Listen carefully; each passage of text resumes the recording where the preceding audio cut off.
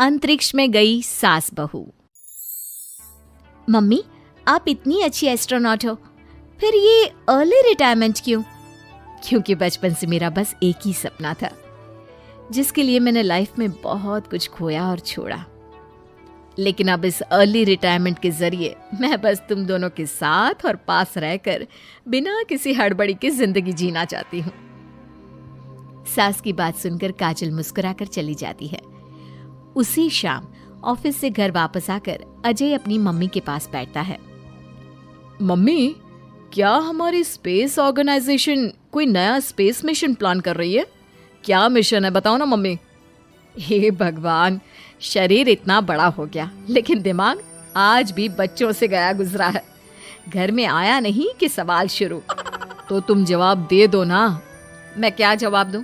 जैसे तुझे मेरे रिटायरमेंट के बारे में पता ही नहीं। इतने समय से तूने मुझे ऑफिस जाते हुए देखा क्या? फिर मुझे कैसे पता होगा? जा, तेरी पत्नी से पूछ, वो रोज ऑफिस जाती है। माँ की बात पर अजय आवाज लगाकर काजल को बुलाकर वही सवाल उससे भी पूछता है, पर काजल उसका कोई जवाब नहीं देती। और बोलो पत्नी से पूछने के लिए, मैडम जवाब ही नहीं दे रही। सवाल जायज हो तो जवाब मिलेगा ना, तुम्हें अच्छे से पता है। कॉन्फिडेंशियलिटी रूल्स के चलते हम किसी से भी ऑर्गेनाइजेशन और मिशन से रिलेटेड कोई बात नहीं कर सकते। वो तो पता है, लेकिन मुझसे भी छुपाने का मतलब समझ में नहीं आया। वो मम्मी, रिटायरमेंट एप्लीकेशन के बाद से आपने ऑफिस भी आना बंद कर दिया। सबको लगा कि अब आप इंटरेस्टेड नहीं होगी, इसलिए इन्फॉर्म नहीं किया। क्या तुम भी इस मिशन का हिस्सा हो? मैं ही इस मिशन की लीड साइंटिस्ट हूँ। ये हमारा अब तक का सबसे बड़ा और इम्पोर्टेंट मिशन है। अगर ये सक्सेसफुल हो गया तो दुनिया में हमारे नाम के साथ मेरा प्रमोशन भी पक्का है। काजल की बात सुनकर दोनों माँ बेटे हैरान रह जाते हैं, लेकिन फिर सब साथ मिलकर सेलिब्रेट करते हैं। अब दिन बीतने लगते हैं। काजल स्पेस मिशन के चलते पहले से ज्यादा बिजी हो जाती है और देर तक ऑफिस में समय बिताने लगती है। कुछ समय तक इसे चुपचाप देखने के बाद एक सुबह बहू को सामने देखकर आखिरकार सास उसे टोक ही देती है। आ रही हो या जा रही हो? भाई, हमें तो तुम्हारी शक्ल देखे लगता है सदियां बीत गई। मैडम कब आती है कब जाती है कुछ पता ही नहीं चलता। अरे ऐसा कौन सा मिशन है जिसने सुबह रात घर परिवार सब भुला दिया? मिशन तो मैंने भी बहुत देखे हैं और गई भी हूँ, पर ऐसा हाल कभी नहीं हुआ। मम्मी, मैं आपकी चिंता और गुस्सा समझ सकती हूँ, पर ये स्पेस मिशन आज तक के सभी मिशन से बहुत अलग है। अच्छा, जरा मैं भी तो सुनूं, ऐसा क्या है इसमें? आई एम सॉरी मम्मी, मैं नहीं बता सकती। भूलो मत, मैंने रिटायरमेंट अप्लाई किया है, लेकिन रिटायर होने में अभी 7 महीने बाकी है, जिसके हिसाब से मैं आज भी ऑर्गेनाइजेशन का हिस्सा हूँ। तो मुझे बताकर तुम कोई रूल नहीं तोड़ रही।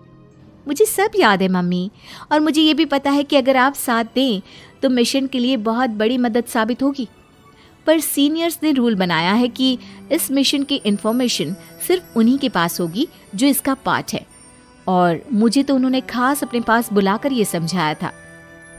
बहू की बात सुनकर सास सोच में पड़ जाती है और अगले दिन खुद भी ऑफिस पहुंच जाती है। ओहो, क्या बात है मैडम, रिटायरमेंट के एप्लीकेशन के बाद तो आपने दर्शन देने भी बंद कर दिए। अरे सर, अगर ईद का चांद रोज निकला करता तो क्या उसका स्वागत इतने जश्न से होता? इस पर सीनियर भी हंसने लगते हैं और दोनों कैबिन में जाकर बैठ जाते हैं, जहां सास बातों बातों में नए स्पेस मिशन के बारे में पूछती हैं। वो उन्हें मिशन के बारे में सब कुछ बताकर तुरंत एक इमरजेंसी मीटिंग बुला लेते हैं, जिसमें साइंटिस्ट की टीम और काजल के साथ एस्ट्रोनॉट्स की पूरी टीम भी होती है। तो ये है हमारी टीम, जो सब कुछ भूल कर दिन रात इसी मिशन पर काम कर रही है। अगर आप भी हमें ज्वाइन कर ले तो सोने पर सुहागा हो जाएगा।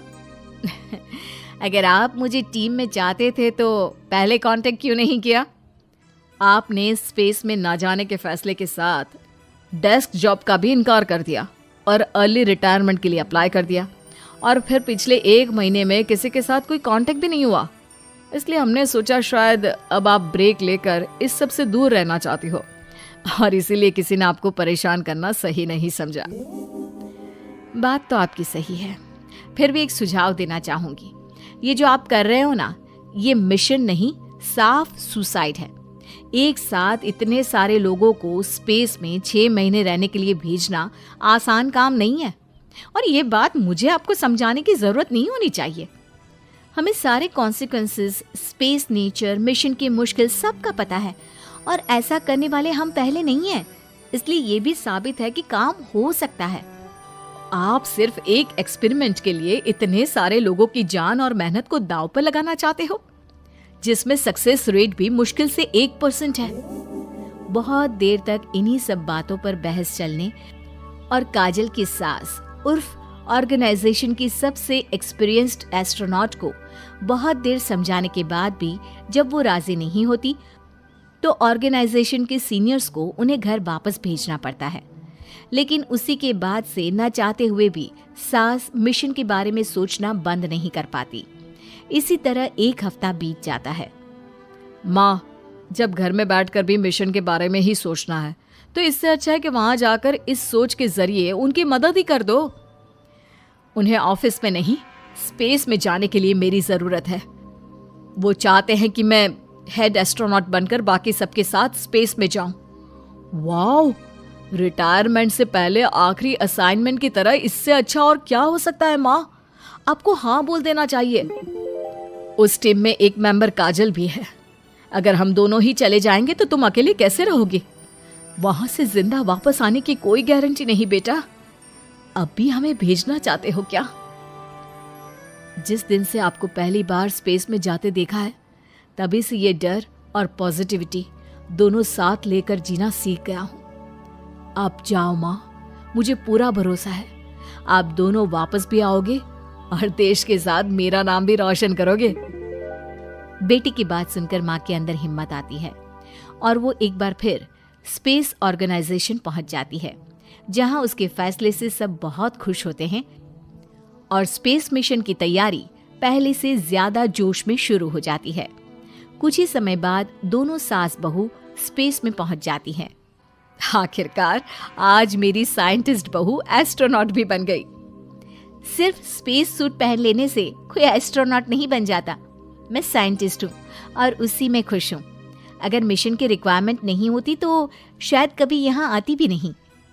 इसी तरह दिन पर दिन स्पेस की अनेक मुश्किलें और दिक्कत सहते हुए देखते ही देखते 6 महीने बीत जाते हैं और नामुमकिन को मुमकिन करके दिखाते हुए सब सही सलामत अर्थ पर वापस आ जाते हैं, जिसके बाद से दुनिया भर में ये मिशन सास बहू की अंतरिक्ष यात्रा के नाम से मशहूर हो जाता है।